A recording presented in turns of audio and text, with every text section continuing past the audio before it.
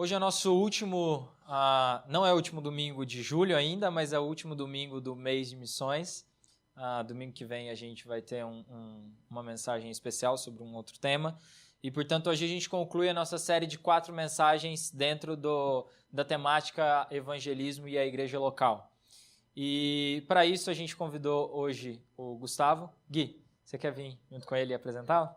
Então, o Gui vai apresentar. O Gustavo é um conhecido também de longa data e é uma alegria ter ele aqui. Esse aqui é o Gustavo da Hora, é o sobrenome dele mesmo. E a gente conhece ele de longa data, da ABU. Na época que a gente era estudante lá, ele era obreiro da ABU Editora, né? Eu trabalhava lá no escritório da ABU. E ele foi uma das pessoas que me acompanhou logo que eu cheguei na ABU, que me pastoreou ali. E ele sempre foi uma bênção nas nossas vidas. E a gente tá muito alegre de poder trazê-lo aqui. O pessoal da ABU de São Paulo que conhece ele, né, pelo menos de nome já ouviu falar, né, do Gustavo da Hora. E ele é um grande amigo. Ele está trabalhando hoje em dia ali na comunidade da Vila, na Glocal, que também o pessoalzinho conhece aqui, né? E a gente está muito feliz de ter você aqui com a gente hoje. Vamos orar? Deus, muito obrigado porque o Senhor nos traz aqui mais uma vez, ó Pai, para ouvir a Tua voz, para abrir a Tua palavra e aprender um pouco mais sobre o Senhor, sobre o que o Senhor tem para as nossas vidas, sobre a Tua vontade para nós, ó Deus. Muito obrigado pela vida do Gustavo, ó Pai, porque o Senhor já falou com ele, ó Pai, e que o Senhor esteja usando a vida dele nessa noite para que a Tua palavra possa entrar nas nossas vidas e transformar as nossas vidas mais uma vez, ó Pai. Obrigado porque o Senhor se revela para nós, ó Deus. Obrigado por esse privilégio que o Senhor nos dá de conhecermos um pouco mais sobre o Senhor. E isso é que nós queremos mais uma vez nesse momento, ó Pai. Se revela para nós nessa noite, nesse momento. E usa a vida do Gustavo para isso, ó Pai. Use-o como instrumento em Tuas mãos, ó Deus. Essa é a nossa oração, ó Pai, em nome de Jesus. Amém. Boa noite a todos. Deus abençoe muito vocês, continue abençoando, né? E o Guilherme dividiu comigo esse tema e eu achei muito interessante, né? Vocês têm trabalhado em julho sempre com a ideia de missões e ele falou, esse ano a gente gostaria de falar sobre missões e a igreja local, que é uma ideia de que às vezes a gente costuma, vocês já devem ter falado sobre isso no decorrer, né, das outras mensagens, mas que às vezes a gente fala muito sobre missões como algo, quem faz missão é aquele que vai para longe, né? É aquele que vai para outra cultura completamente diferente. E esse sim é a pessoa que vai falar de Jesus, que vai, às vezes, enfrentar perseguição por fazer isso, vai para uma cultura bem diferente da dele, tem que aprender mais sobre a língua do lugar. E, muitas vezes, essa tem sido uma temática muito explorada na igreja, e é muito importante que isso aconteça. Porém, onde que a gente começa a se equivocar? Quando a gente entende que só isso é fazer missões, né? A missão, na realidade, é uma missão de Deus. Deus é um Deus em missão. Vocês já devem ter ouvido sobre isso. Mas Deus é um Deus que, desde a fundação do mundo, Ele está em missão. Ele quer vir em direção ao meu coração e ao seu coração. Ele providencia, ele prepara o terreno para que isso possa acontecer, tanto na história humana, quanto na sua história de vida. Se você olhar para trás, se você está aqui hoje, seja convidado ou que já é parte aqui da igreja, você pode perceber que Deus escreveu uma história na sua vida e, de alguma forma, Ele se aproximou de você em um dado momento. Deus é um Deus missionário. E Ele nos cria a sua imagem e semelhança. Ele, a gente vai falar nessa noite, envia o seu Filho como missionário, e a partir de Jesus Cristo, a gente se torna missionário também, para levar essa boa notícia de que Deus é o Deus em direção ao homem, Deus é o Deus em direção à humanidade, à mulher, a qualquer condição humana afastada dele, é Ele quem toma a iniciativa de aproximar, né? Então, com isso em mente, eu gostei demais desse tema. E o que me coube nessa noite era falar sobre o uso da palavra de Deus na evangelização. O poder que a palavra de Deus tem na evangelização. E eu queria trazer alguns aspectos aqui. Depois a gente vai ler um texto bíblico. Mas o que significa, então, usar a palavra de Deus na evangelização? Pode ter várias interpretações disso. Por exemplo, eu decorar um número de versículos, e aí eu vou usar isso, vou usar quando eu estiver conversando com alguém, eu vou falar aquele versículo lá, e aí eu estou usando a palavra de Deus na evangelização. E isso é verdade, mas não se resume a isso. Somente isso, somente eu decorar versículos da palavra de Deus e usar para falar com outras pessoas. Porque nosso Deus é um Deus vivo. E é o Deus da palavra, como a gente diz, né? E o Deus da palavra, ele poderia pronunciar essa palavra para alcançar a minha vida e a sua e ficar de longe. Podia mandar uma voz do céu, podia mandar um livro que caísse do céu, né? Todo escrito já, com palavras escritas, né, por ele mesmo e cairia no nosso colo. Várias maneiras que Deus poderia se revelar, mas ele escolheu uma maneira bem específica. Ele escolheu se encarnar. Então, a palavra de Deus não chega para a gente de paraquedas. É uma palavra que, desde antes de Jesus vir ao mundo, quando ele vem e depois, é uma palavra que deve ser encarnada. O próprio Deus, ele cria o ser humano e ele vai se revelando, e quando o homem se revolta contra Deus na sua rebeldia, dizendo, deve ter um jeito melhor de eu viver. Talvez se Deus está falando isso, mas pensa bem. Quem nunca passou por esse tipo de questionamento? Leu a Bíblia e, de repente, falou, está aqui, a palavra de Deus diz isso, mas deve ter um jeitinho melhor de fazer. A palavra diz isso, eu até entendo, mas eu acho que se eu fizer de outro jeito vai ser mais fácil, um atalho. É algo que a gente passa como cristão, como alguém que tem contato com a palavra de Deus.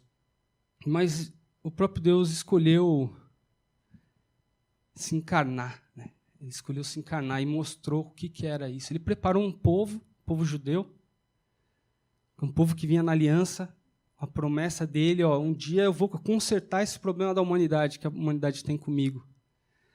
E um dia essa tendência deles de fazer a coisa só do jeito deles, eu vou mudar essa história. E eu vou mostrar isso encarnando em Jesus. Jesus veio, então, o Filho de Deus que desce do céu e mostra a palavra encarnada. Queria que vocês abrissem no livro de João, capítulo 1. A gente vai começar a ler o primeiro verso e a gente vai ler no 14 também. Evangelho de João, capítulo 1, a partir do verso 1 mesmo. Diz assim: no princípio era aquele que é a palavra. Ele estava com Deus e era Deus. Ele estava com Deus no princípio. Todas as coisas foram feitas por intermédio dele. Sem ele, nada do que existe teria sido feito. Nele estava a vida, e essa era a luz dos homens. A luz brilha nas trevas, e as trevas não a derrotam. Eu vou pular agora para o verso 14. Aquele que é a palavra tornou-se carne e viveu entre nós. Vimos a sua glória, glória como do unigênito vindo do Pai, cheio de graça e de verdade. Então, esse era o plano de Deus, né? Não uma palavra somente dita, não uma palavra que fosse escrita e você lesse, mas para ser retomado aquilo que foi perdido com Deus no Éden, aquela intimidade que o ser humano foi criado para ter quando foi criado à sua imagem e semelhança. Aquilo que estava perdido, ele é retomado por causa de Jesus, por meio de Jesus, né? O verbo de Deus encarnado. Eu acho muito legal, tem um texto em Hebreus que vai dizer que ele é a expressão exata do ser divino. O que dava para ver em Deus, Jesus encarnou isso. E isso é algo maravilhoso, porque a gente muda a maneira de olhar para a Escritura, porque a Escritura passa a ser, então, esse testemunho, no decorrer de muitos séculos, né, dessa revelação, desse Deus que se revela, desse Deus que ama, desse Deus que se relaciona, desse Deus que compartilha e viabiliza a própria existência. Esse Deus que resgata para si todos aqueles que confiam no seu amor. É diferente, né? A palavra encarnada, a palavra que tem esse poder, que dá esse testemunho por meio da vida de Jesus, quando a gente olha para Ele. Então, a palavra de Deus não é só um livro jurídico. A gente olhar para a Bíblia e falar, não, tem aqui, como você olha num livro, né, que fala sobre leis, e vai dizer é o artigo tal, né, no parágrafo tal, inciso tal, e aí tem uma lei lá. A gente entende que a palavra de Deus é muito mais do que isso. Ela tem trechos em que ela usa a lei, a própria lei de Moisés, falando com o seu povo, que estava em formação, mas ela não é, a palavra toda de Deus não pode ser lida desse jeito, como se fosse, vamos julgar aqui de acordo com o capítulo tal, verso tal. Ela é mais que isso. Ela não é um mero livro de leis só. Ela é mais que um mero livro de exemplos éticos. Você chegar e vai falar assim, eu vou olhar na Bíblia e tudo que eu for olhar lá é um exemplo de como eu devo viver. Se você já leu bastante o Antigo Testamento, você vai perceber que não é bem assim. A Bíblia relata a história de homens cheios de falha, cheios de dificuldades, cheios de dúvidas, cheios de às vezes, dificuldades no próprio caráter. Então, isso dá... A gente, como cristão, às vezes vai ler o Antigo Testamento e a gente começa a ter problema com isso, né? Poxa, como que um homem como Davi pode ser chamado um homem segundo o coração de Deus?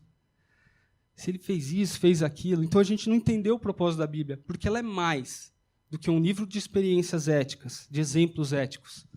Né? Tinha uma história que Deus estava contando ali até chegar em Jesus. E tudo que acontecia ali apontava para Jesus. Então, o que mais? Às vezes a palavra a gente olha como se fosse só um livro de sábios conselhos.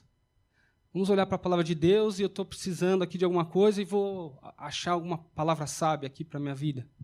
Tem isso na palavra. O livro de Provérbios é cheio de conselhos, de sabedoria.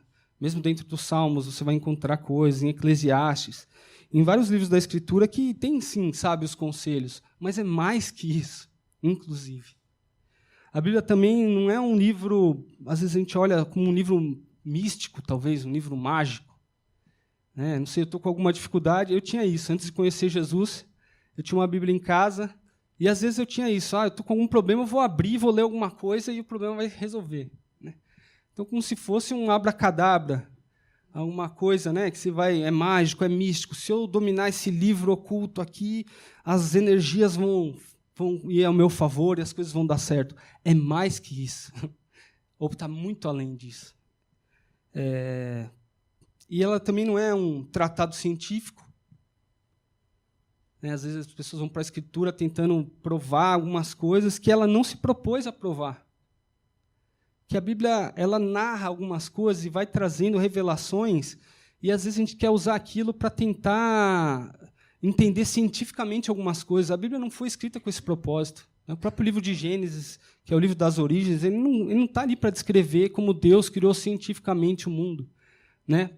Para dizer, não, mas espera aí, Deus não falou naquela época sobre as partículas subatômicas, os quarks, não sei o que lá. Então, a Bíblia é um livro atrasado, não tem nada para dizer. Então, não é isso, ela não é um tratado científico. Ela está falando sobre existe alguém que criou, existe uma intenção. E a ciência não consegue ir até esse ponto. Ela pode descrever o que aconteceu numa criação, do jeito dela, do jeito que ela acha. Mas ela não tem como dizer qual era a intenção por trás daquilo.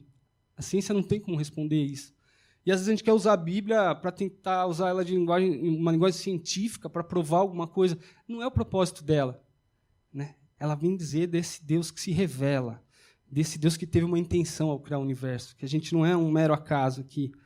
Né? Então, são várias formas que, às vezes, a gente usa a Bíblia de maneira errada. Então, se eu estou falando que não é necessariamente isso, mas como a gente viu, esse testemunho, essa revelação de um Deus que quis se mostrar, não só criou o ser humano a sua imagem e semelhança, mas queria se relacionar com ele. E criou esse ser humano, e esse ser humano se volta contra aquele que é o autor da vida, e que teria como consequência a morte. Mas, mesmo assim, Deus vai e tem um plano maior. Não acabou aqui essa história. Como ele diz no Éden para a humanidade, ele falou assim, ó, vai vir um descendente seu que vai esmagar a cabeça dessa serpente aí, essa mentira que foi contada para você, dizendo, de maneira nenhuma você vai morrer se comer o fruto do conhecimento do bem e do mal. Não, é Deus que tem inveja de vocês, Ele não quer que vocês sejam igual a Ele. Ora, o próprio relato do Gênesis já falou que Deus criou a gente à imagem e semelhança dEle. Como Ele não quer que a gente fique igual a Ele? Era tudo que Ele queria. E aí Ele nos cria a sua imagem e semelhança e vai se revelando, e vai se mostrando, né? E faz parte disso o ser humano ter aquela autonomia num dado momento de dizer, não, eu acho que eu tenho um outro caminho. E ouve a voz da serpente, né? Eu acho que por aqui acho que vai dar mais certo. E aí acredita numa mentira e vive as consequências disso. Mas mesmo assim, Deus falou, não acabou aqui. Essa mentira, um dia, ela vai ser pisada, vai ser anulada, vai ser aniquilada, né? E isso vai vir da descendência de vocês mesmos, seres humanos. Falando de quem? De Jesus, desde o Gênesis. Isso vem durante todo o Antigo Testamento, apontando para aquele que viria, para aquele que é a palavra encarnada, como a gente leu. Aquele que estava no princípio, que era com Deus, que estava com Deus, por meio de quem todas as coisas foram feitas e para quem todas as coisas foram feitas. Esse encarnou e habitou entre nós. E aí você pergunta, tá bom, mas o que isso tem a ver com o evangelismo? Você não falou nada do tema, né, Gustavo? Tem a ver que a palavra de Deus, para ter efeito na nossa vida e na vida de outras pessoas, ela precisa ser encarnada. Não basta ser só recitada. Não basta ser decorada meramente e apresentada só. Às vezes os esforços evangelísticos que a gente faz é como se fosse assim, né? E muitas vezes eu ouvi isso e eu não acho que está de todo errado, né? Do tipo, você tem que falar todas as oportunidades que você tiver, você falar com a pessoa, porque você não sabe se ela vai morrer daí 5 minutos. Né? O que é verdade, eu não sei se eu vou morrer daqui 5 minutos. Tudo bem. Mas a principal motivação não é essa de eu despejar alguns versículos para a pessoa, pelo menos eu falei. É muito mais que isso, né? É testemunhar de maneira encarnada esse amor de Deus para com essa pessoa.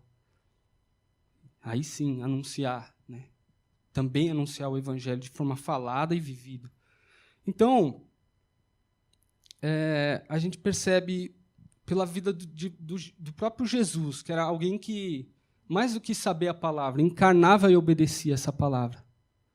O Deus da palavra, mais do que a própria palavra. Tanto que a principal discussão dele é com os fariseus, que eram os caras que às vezes sabiam de trás para frente um monte de coisa, mestres da lei, sabiam de trás para frente um monte de coisa, inclusive eram bons de praticar algumas dessas coisas. Por exemplo, se a lei falava assim, então você não evite cobiçar aquilo, né, que é do próximo, a mulher do próximo, por exemplo.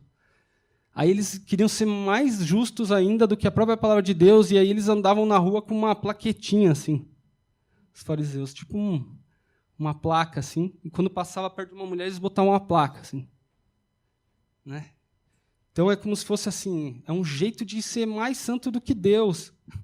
É um jeito de dizer, não, a palavra diz para não cobiçar, mas eu já não vou nem olhar. Né? E a gente sabe, né, a gente como cristão, e toda a lei do Antigo Testamento mostra para a gente o quê? Que se a gente fosse tentar viver tudo aquilo, uma hora a gente ia falhar. Em alguma coisinha. Bom, mas eu guardei tudo isso aqui muito bem. E o próprio Jesus fala para os fariseus, sabe o que vocês estão fazendo? Vocês estão coando o mosquito e engolindo o camelo. Palavras de Jesus. Quer dizer, vocês estão... Numa coisa, vocês estão super zelosos, não pode deixar passar nada, e de repente você engole um camelo, que era o maior ser conhecido ali. Né? Um absurdo, não dá nem para a gente imaginar o que é um ser humano engolindo um camelo, mas é desse exemplo que Jesus dá. Então, e ele não anula as palavras da lei, tanto que ele vai dizer assim, sabe esses fariseus, esses mestres da lei? Então, fala tudo o que eles falam, faça tudo o que eles falam, mas não faz o que eles fazem, não. mais uma vez, mostrando o quanto que a palavra deve ser encarnada, vivida. E Jesus vem e vive a palavra. E aí a gente tem os relatos dizendo que Jesus era diferente deles, porque ele ensinava como quem tem autoridade.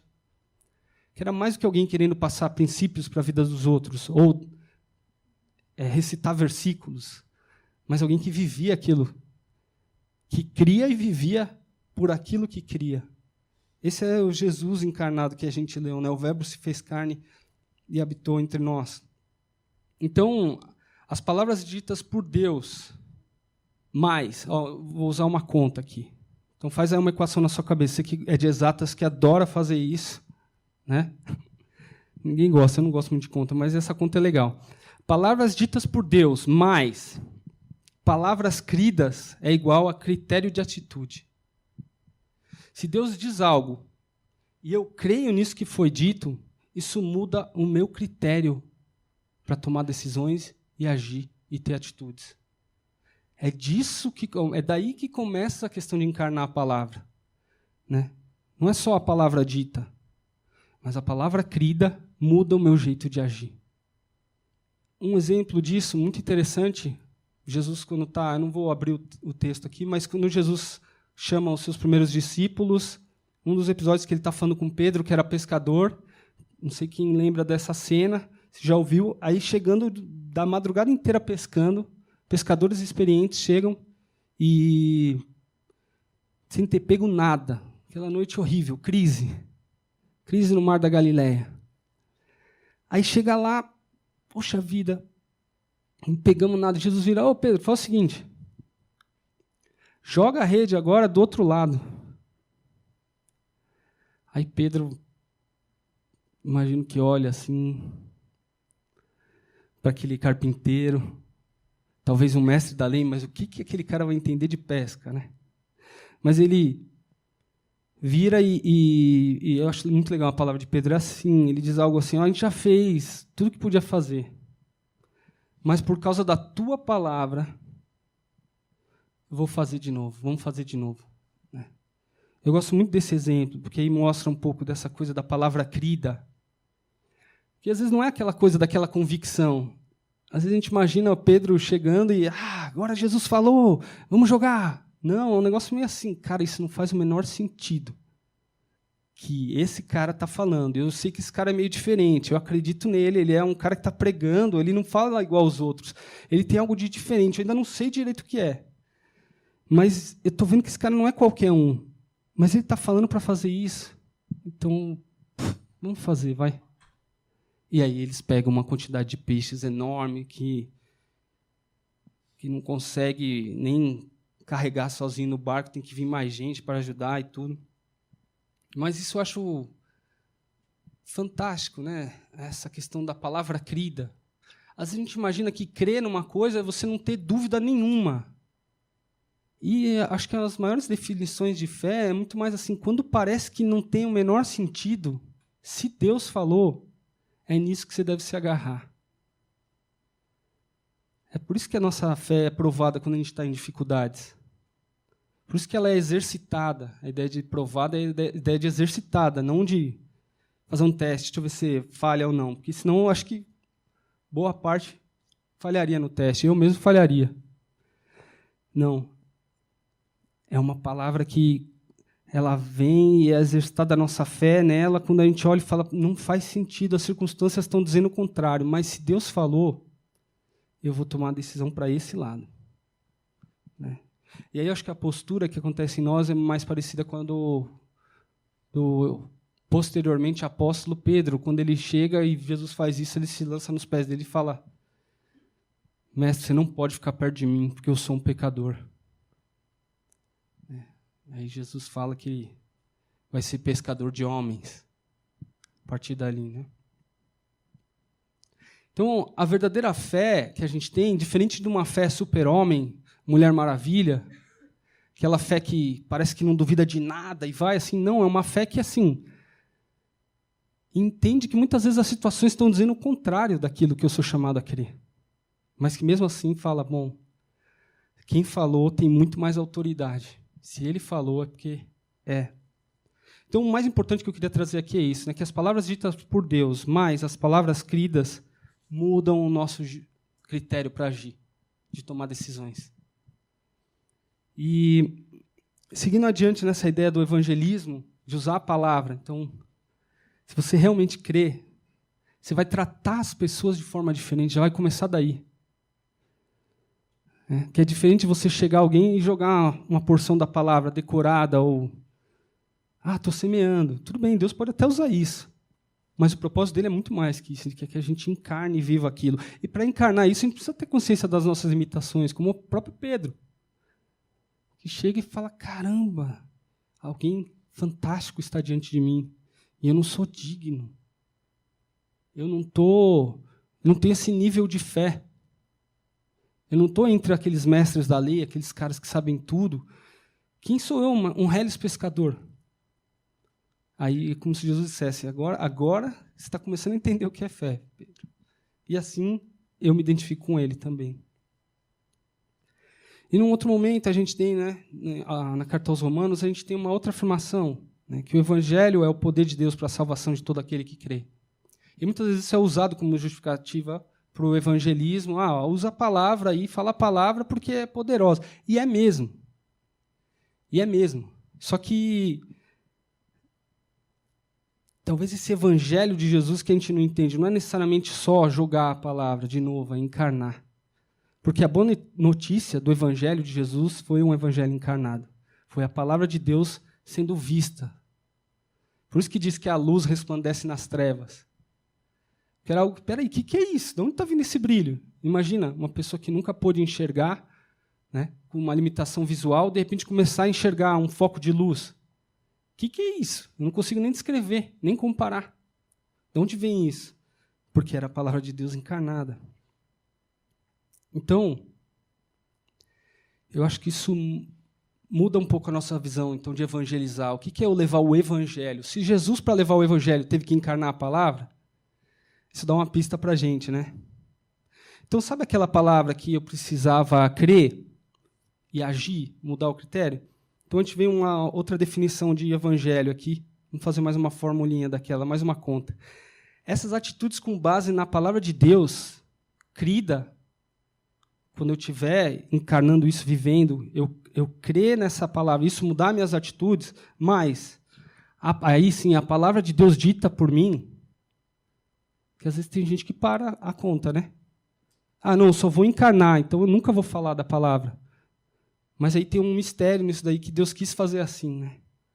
Quando a gente anuncia a palavra e está vivendo ela, aí eu acredito que é isso que Deus está dizendo quando diz que esse evangelho é o poder de Deus para a salvação de todo que crê. É possível que Deus use uma palavra de alguém que jogou ao vento, deixou um folheto em algum lugar e Deus usa aquilo para converter alguém. Claro que é. Mas na minha história, mesmo pegando vários folhetos desse, às vezes interessado, às vezes rasgando, jogando fora, o que fez a diferença foi gente vivendo por aquilo. Eu estudava no Senai, num colégio integral, na época ainda. A gente passava o dia inteiro ali. E eu sempre fui uma pessoa extremamente crítica a qualquer coisa de igreja, a evangelho, religião, assim. E como a gente passava o dia inteiro ali, mais tempo do que eu passava em casa, mais tempo do que eu passava dormindo, eu pude ver na vida de alguns colegas isso. E às vezes eu chegava para os caras cheio de perguntas para questionar o cara, agora eu pego eles nessa daqui, né? Essa pergunta é uma pegadinha, eu quero ver eles falarem de Jesus agora. Aí, várias vezes fazendo isso, e eu lembro que uma das vezes esse cara, um dos amigos meus, virou e falou, cara, isso eu não sei te responder, não. Mas o que eu posso te dizer é que esse é o Deus com quem eu tenho convivido, e Ele que tem feito diferença na minha vida. Aí eu fiquei muito bravo. Fiquei bravo, porque aí eu falei, e agora? O que eu falo? E fui para casa incomodado com aquilo, e assim, esse argumento que se dê, cara, eu já estava com todas as armas na mão, eu já ia pegar, já ia ganhar a discussão na hora, o cara me manda uma dessa, o que eu vou falar? E aí foi onde eu decidi, virei e falei assim, também, deixa eu ver o que essa tal de Bíblia diz, então, vai. Mal não vai fazer. Se todos os caminhos levassem a Deus, esse vai ser só mais um. Era o que eu acreditava e comecei a ler e comecei a ver que era diferente. Mas foi a vida desses caras, porque naquela escola tinham outras pessoas também que iam em igrejas. Mas esses caras eu via vivendo aquilo que eles diziam. Não como uma perfeição, muito pelo contrário. Um desses caras, até muito querido, depois de um tempo eu vim saber que ele teve dificuldades com a fé e passou por crises. E eu oro pela vida dele, soube que ele teve um reencontro com Jesus depois, novamente, mas era alguém que estava sinceramente vivendo aquilo, sabe? Talvez tivesse outras pessoas que fossem melhores exemplos, talvez de conduta moral, de conduta ética, mas aquele cara estava tentando viver de acordo com a palavra de Jesus. Foi isso que me fez chegar em casa e falar, pegar uma biblinha que estava na gaveta, aquela mesma que eu abria para dar sorte, sabe? Então, deixa eu ler esse negócio, deixa eu ler com sequência alguma coisa aqui. Né? E aí, abri lá e li. Disse Jesus, eu sou o caminho, a verdade e a vida. Ninguém vem ao Pai senão por mim. E na hora eu falei, quem é esse doido? Como que alguém pode dizer que o cara não é que ele sabe a verdade, ele é a verdade? Eu falei, ou esse cara é maluco ou esse cara é alguém diferente de tudo que eu li até hoje. E aí isso eu comecei a fuçar e ler. E por causa da vida de algumas pessoas que estavam tentando obedecer Jesus, com todas as suas falhas. Lembra do Pedro que a gente falou? O apóstolo Pedro? Vai virar para Jesus e dizer, Jesus, você devia estar com outras pessoas, cara. Não me deixa andar, não deixa as pessoas verem você perto de mim, porque senão vai queimar o seu filme. Aí Jesus fala, é você mesmo, Pedro. Vem cá, que é você que vai ser pescador de homens. Você entendeu coisas que tem outras pessoas que ainda não entenderam. E é você que eu escolho. Então eu olho para a minha vida, não sei se você tem isso, às vezes eu me sinto fraco em relação a um tipo de fé, né? Isso aqui, eu vou viver e aí vou anunciar. Porque você sai daqui com vontade de fazer isso. Eu, pelo menos, sempre saio. Aí eu chego no trabalho, nossa, mas hoje o trânsito está difícil. Gente, eu perdi 2 ônibus para chegar aqui. Moro em Jundiaí, estava na estrada, saí com horário para pegar, cometa passa na rodoviária e vai passar ali na Anhanguera e já vai direto para São Paulo. Falei, vou lá direto para Anhanguera, aí eu consigo pegar. Passaram 2 ônibus direto. Deu quase 1 hora no ponto de ônibus. Aí o cara está cheio. Sempre tem vaga para ver no ônibus, aí estava cheio. Eu falei, já era. Imagina um negócio desse, você vai chegar no trabalho, depois que você perdeu o rebolado, atrasou o ônibus, trem lotado, pegou trânsito, bateu o carro, aí você fala, o que eu vou falar de fé aqui? Eu não quero falar nada, eu quero ficar no meu cantinho. Ninguém vem falar comigo, por favor. A última coisa que eu quero é que alguém lembre que eu sou cristão aqui, porque é capaz de eu soltar até uma palavra grosseira aqui. Não vem falar comigo, pelo amor de Deus. Deus impede que os pecadores venham falar comigo. Mas aí a gente olha, e aí o próprio Deus fala isso, né, para Paulo, dizendo, meu poder se aperfeiçoa na sua fraqueza. A minha graça te basta. Né? Então aí ele vai dizer, né, depois, quando eu sou fraco, aí é que eu sou forte, porque é Deus usando circunstâncias improváveis, das quais eu não daria conta sozinho, para reconhecer, se não fosse Ele, né, igual Pedro, assim, Jesus hoje não fala que eu sou seu filho, para ninguém, senão eu vou dar mau testemunho. Mas Ele transforma o nosso coração, e a gente percebe justamente ali, que se Ele não der força para a gente não é capaz. E aí a gente pede socorro para Deus, né? Eu gosto muito da oração do salmista, quando fala, né? Sonda-me, Deus. Conhece meu coração. Senhor que olha tudo que está aqui dentro. Ele fala ainda, né? Vê se há em mim algum caminho mau. Eu já falo, Senhor, o Senhor sabe o endereço do caminho mau. Sabe exatamente o que precisa ser mudado em mim, Deus. E guia-me pelo caminho eterno. Eu preciso disso. Isso é encarnar a palavra. Porque o Evangelho vem dizer que eu não dou conta sozinho. Por isso Jesus precisou vir. Às vezes a gente quer tomar o lugar de Deus e dizer assim, não, Deus, vai cuidar dos outros pecadores, porque eu estou bem aqui. Eu me garanto, eu já aprendi umas coisas, fiz uns cursos, já preguei sobre isso, dou aula na escola dominical. Eu estou garantido, Jesus vai ajudar os outros, pior que eu, né? Não. O salmista, talvez acho que por isso que um dos motivos que Deus se refere, né, a Davi como um homem segundo o coração de Deus, além de ser o fato de que na hora que ele vai ser escolhido, ele é o menos provável de ser escolhido como rei, mas porque Davi fez muita besteira, mas ele era um cara que sabia reconhecer os seus erros e se achegar diante de Deus e falar: Senhor, se não for o Senhor na minha vida, já era, não tem reino, não tem descendência de Israel, aquele plano que o Senhor falou lá no Éden vai acabar aqui na minha vez. Eu vou estragar tudo, né? Aí Deus vem e fala: vamos, filho, vamos lá. E é diante disso assim, que eu gostaria de terminar com a última conta. Aqui. A conta seria essa fé, minha e sua, parecida com a do apóstolo Pedro, assim, essa fé insignificante,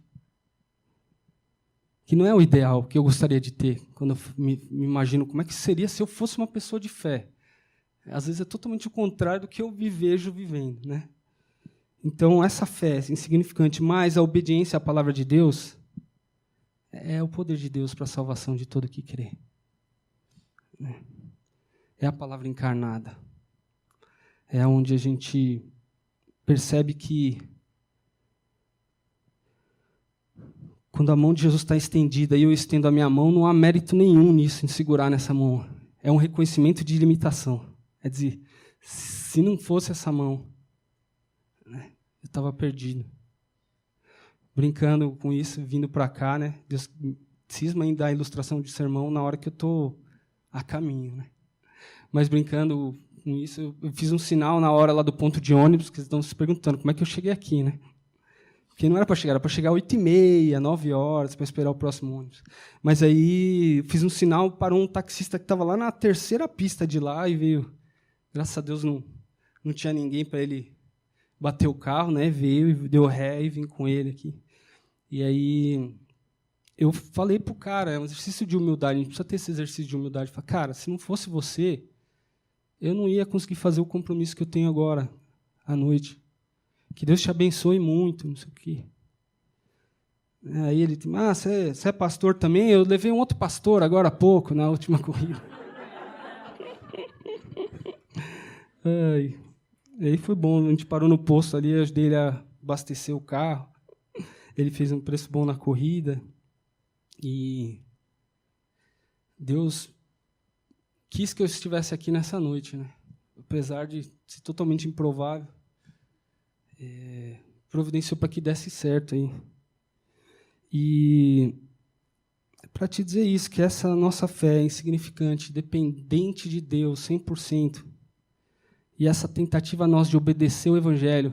Eu gosto muito de uma das pessoas que pede para Jesus curar, e Jesus está lá para curar, e a pessoa fala assim, nem tem o nome dela, ela diz assim: me ajuda, eu creio, mas me ajuda na minha falta de fé. Acho que essa é a postura do cristão, né? Reconhecendo isso, e aí a gente muda o nosso julgamento para com as pessoas quando a gente percebe quem a gente é e as nossas limitações. A gente muda a maneira de falar com as pessoas. Quem a gente considera importante ou digno da nossa atenção, muda. Aí a fé encarnada começa a mudar as nossas atitudes, né? E aí a gente pode chegar aí e dizer para as pessoas algumas coisas que, se a gente fosse esperar estar perfeitinho para falar, a gente nunca falaria. Né? E é assim que a minha oração nessa noite é essa, para essa comunidade aqui que se reúne. E dizer: Senhor, ajuda a gente a encarnar a Tua palavra. Ajuda a gente a, que crendo mesmo, isso mude nossos critérios para tomar decisões no dia a dia, a cada dia, a cada manhã, quando a Sua misericórdia se renovar sobre a minha vida, que ela mude o meu critério para tomar decisões, para como eu trato o outro, mesmo quando eu estou num dia daqueles. Me ajuda a ter força para fazer isso. E isso, aí sim, né, vai poder ser sua vida sendo o poder de Deus para a salvação. O Evangelho, que é o poder de Deus para a salvação, a palavra encarnada também na sua vida. Deus nos abençoe e nos guie como Ele gosta de fazer, nos encoraje como Ele gosta de fazer e nos dê força como Ele gosta de fazer. Que Deus nos abençoe. Queria que a gente orasse agora. Continuasse orando, né? Pai, escuta a nossa oração, porque a gente se reconhece como pecador, como gente que falha, Senhor, mesmo querendo acertar. E às vezes nem querer acertar a gente quer, Senhor, mas o Senhor nos conhece como nós somos. E o Senhor nos chama, Senhor. Porque por meio da fé no Teu Filho, aquele que é a palavra encarnada, o Senhor envia aquele que é o Espírito Santo do Deus vivo para nos dirigir, para nos guiar, para nos encorajar e para nos dar o poder, a força necessária, Senhor, para fazer aquilo que a gente não consegue sozinho. Ajuda, Deus, porque sem a Sua ajuda a gente não passa de alguém arrogante tentando jogar verdades para cima de outros que nem mesmo nós conseguimos viver, Senhor. Mas ajuda a gente a testemunhar o Teu amor, a Tua fidelidade, por meio das nossas sinceras tentativas de seguir o Senhor, Deus, com a Sua ajuda, Senhor. Quando alguém tiver com esse sentimento em volta de nós, dizendo: esse negócio não é para mim, minha vida é toda torta, a gente possa dizer, Senhor, que esse negócio é para todo mundo, porque a vida de todo mundo é torta sem o Senhor, se o Senhor não intervisse, Senhor, não interviesse, Senhor, de maneira milagrosa naquela cruz e na Sua ressurreição. Ajuda a gente, Senhor, a levar isso adiante, vivendo e proclamando, Deus. O Senhor conhece a história de cada um aqui, o Senhor conhece a vida, a segunda-feira, a terça, o final do mês, as dívidas. O Senhor conhece as preocupações, aquilo que traz ansiedade ao coração de cada um aqui dos meus irmãos, Senhor. Aquela doença, Senhor, que às vezes fica insistindo, e que a gente, às vezes, perde a vontade de continuar, Senhor. Aqueles nossos queridos que sofrem da maldade desse mundo e a gente fica perdido, Senhor. Ajuda a gente, apesar da improbabilidade, Senhor, apesar das vozes dizerem o contrário, é o Senhor quem tem a palavra final, Senhor Deus. O Senhor nos exercita na fé, Senhor, porque sabe que sem ela a gente sucumbe, Deus. Por isso nos ajuda, Pai, a olhar para o Senhor, em Jesus Cristo, na Tua palavra, e a encarnarmos isso, Senhor. A gente não tem poder sozinho. É só o Senhor que pode gerar esse poder em nós, Senhor. Em nome de Jesus, nos ajuda, Pai. Amém, Senhor.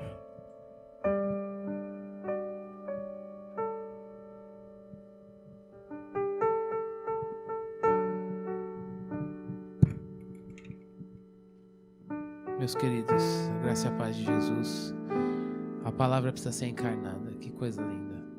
A palavra precisa ser encarnada, crida para gerar vida. Nossas escolhas e decisões a partir da palavra de Deus. Que a gente não volte para casa hoje se esquecendo disso, mas que a gente pense o quanto nós temos nos deixado, nos dispostos para Deus, para dizer para Ele: eu estou disposto a trocar de ser, para que a palavra que é Jesus seja gerada, encarnada na minha vida. Louvado seja Deus, porque neste mês de missões, Deus nos trouxe aqui para finalizar e dizer que missão não é o que a gente faz, mas é como a gente vive. O que as pessoas têm a dizer ao meu respeito, ao seu respeito, na família, no trabalho, onde nós estamos. Encarnar a palavra. Eu queria orar de novo. Pedir ao Senhor: Senhor, eu quero encarnar a palavra. Eu quero encarnar a palavra. Me dá um coração. A gente precisa de coração para pedir isso ao Senhor. Vamos pedir esse coração faminto e sedento da palavra. Deus tem nos falado nessa igreja com a palavra. Deus tem falado conosco nessa igreja com a palavra. Mas Ele quer que a gente faça algo mais. A gente tem o ouvido do coração pronto para dizer: eu quero revisar minha vida. Se você não tem fé para crer na palavra, você fala: não vai dar certo, eu nem vou sonhar com isso. Se você falar: esse negócio aí, depois vai que eu gosto, vou gostar de ser crente, querer ser puro de novo, já caí nessa conversa, depois eu vou me dar mal, ninguém se converte, só converto eu, e aí eu fico esperando todo mundo é crente como eu sou, e aí eu me decepciono. Não pense isso não. Paulo disse para Timóteo que a palavra de Deus não está algemada. Os homens podem errar, mas a palavra de Deus não errou, gente. Vamos crer na palavra. Que onde você passar, onde Deus te colocou, aqui na igreja, lá no seu trabalho, na sua família, no seu casamento, olha, de todos os rastros que você deixar, o maior deles seja ali tinha um homem, uma mulher que amava a Deus e o Deus da palavra. Vamos pedir amor pela palavra, fé na palavra. Eu queria pedir que isso, que nenhuma experiência que a gente já passou na vida, e foram muitas, apague de nós a alegria de olhar para a palavra e dizer: eu quero ser como Jesus. E assim Cristo vai ser testemunhado, irmãos. A palavra é para ser vivida. Oremos por nós. Obrigado pela tua palavra, Senhor. Obrigado pela tua palavra. Obrigado porque o Verbo se fez carne e habitou entre nós, cheio de graça e de verdade. Obrigado pela alegria de olhar em Jesus e ver a manifestação exata de Deus. Obrigado por olhar a tua palavra, ler a palavra e encontrar Jesus nela. Nesta noite nós pedimos ao Senhor: dá-nos coração. Dá-nos coração, ó Deus, cheio do Senhor. Dá-nos fé para crer na palavra. Dá-nos fé, Senhor Deus, para amar o Deus da palavra. Dá-nos fé para crer mais na palavra do que em qualquer outra coisa. Não deixe, Senhor Deus, que a nossa vida, as nossas decisões, as nossas escolhas sejam feitas por nós, mas sejam feitas pelo critério da palavra de Deus. Por favor, Senhor, nós somos as tuas ovelhas, o Senhor é o nosso pastor. A sua palavra diz que as tuas ovelhas ouvem a sua voz. Fala conosco.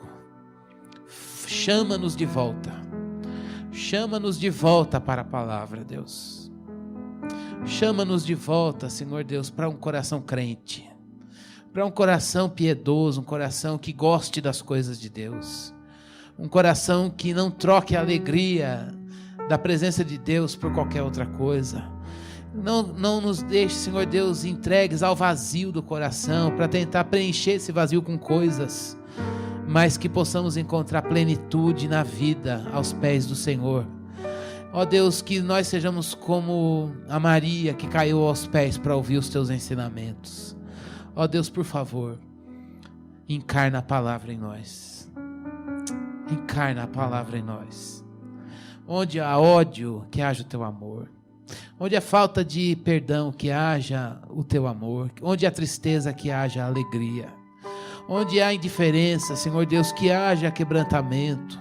Onde há medo, Deus, onde há covardia, onde há, Senhor Deus, desesperança, angústia, tristeza, Senhor Deus, que a palavra do Senhor, ó Deus, transforme a nossa vida.